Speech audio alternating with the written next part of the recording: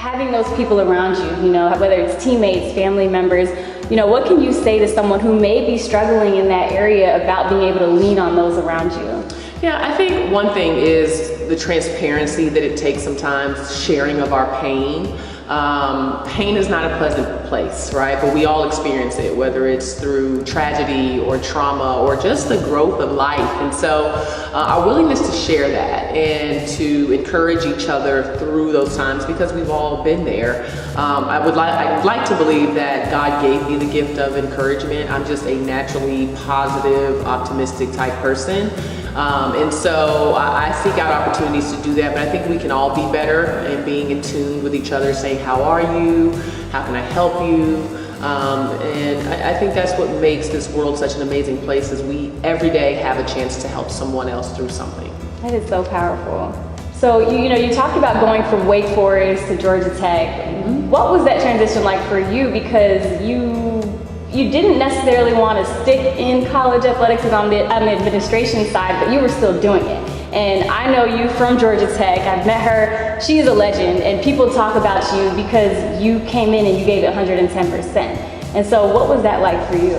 Yeah, I mean, I would say that when I was in my 20s, I really didn't know who I was, right? So I kind of lived every day doing what I felt like I wanted to do, but wasn't in tune with who I really was. And so on the way to finding myself, there were just several different turning points, Georgia Tech being one of them. I had the honor of, right after I left Wake Forest, I got an internship at the ACC, which was great for me, and went straight to Georgia Tech. So I learned under Michelle Joseph and Mary McElroy, and later on Teresa Wenzel, who's a mentor to both of us, Paul Griffin, and it was really about showing up every day. It was something I really learned as a student athlete, something I learned being a part of the ACC. What you mentioned in terms of giving 110%, like that was not even an option for me.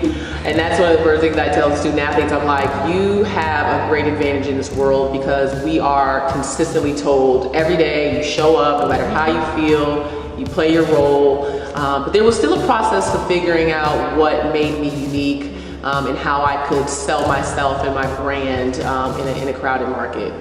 And now you're taking some of those experiences that you learned from and passing it on, through your company Stretch Beyond, and even your new project that you're working on, which I'd love to hear about in a few minutes here.